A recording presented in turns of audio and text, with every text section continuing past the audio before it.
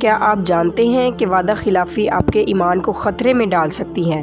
حدیث میں ہے، اس شخص کا کوئی ایمان نہیں جس میں امانت داری نہیں، اور اس کا کوئی دین نہیں جس میں عہد کی پابندی نہیں۔ یہ حدیث ہمارے کاروبار اور لین دین کے لیے بہت اہم ہے۔ اگر ہم کسی سے وعدہ کریں یا کوئی ہمارے پاس چیز امانت رکھے تو اس میں خیانت کرنا ایمان کی کمزوری کی نشانی ہے۔ بغیر پیسے خرچ کیے صدقہ کرنے کا سب سے آسان طریقہ۔ حدیث میں ہے کہ راستے سے تکلیف دہ چیز، پتھر یا کانٹا ہٹا دینا بھی صدقہ ہے۔ اسلام ہمیں صفائی اور دوسروں کا خیال رکھنا سکھاتا ہے۔ اپنے گھر کا کچرا باہر گلی میں پھینکنا گناہ ہے، جبکہ دوسروں کی سہولت کے لیے راستہ صاف کرنا نیکی ہے۔ دعائیں قبول کیوں نہیں ہوتی؟ کہیں رزق میں حرام تو شامل نہیں؟ حدیث میں ہے، پاکیزہ حلال کمائی تلاش کرنا فرائض کے بعد ایک فریضہ ہے۔ نماز روزے کے بعد سب سے بڑی ذمہ داری حلال رزق کمانا ہے۔ حرام کمائی سے انسان کی دعائیں قبول نہیں ہوتی اور گھر سے برکت اٹھ جاتی ہے۔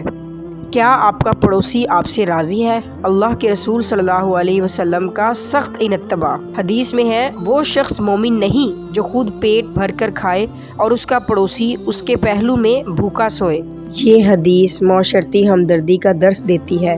ہمیں اپنے آس پاس کے لوگوں، خصوصاً غریب پڑوسیوں کی خبر گیری کرنی چاہیے۔ بیٹی بوجھ نہیں، جنت کا پاسپورٹ ہے۔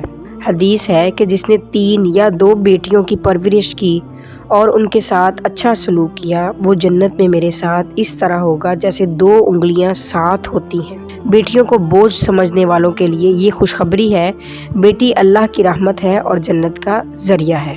کیا میں آپ کو آج تنہائی کے گناہوں سے بچنے کا واحد حل بتاؤں؟ اللہ کے نبی نے فرمایا، تم جہاں کہیں بھی ہو اللہ سے ڈرو۔ تقویٰ کا مطلب یہ ہے کہ انسان تنہائی میں ہو یا محفل میں، یہ یاد رکھے کہ اللہ اسے دیکھ رہا ہے۔ یہی خوف اسے گناہوں سے بچاتا ہے۔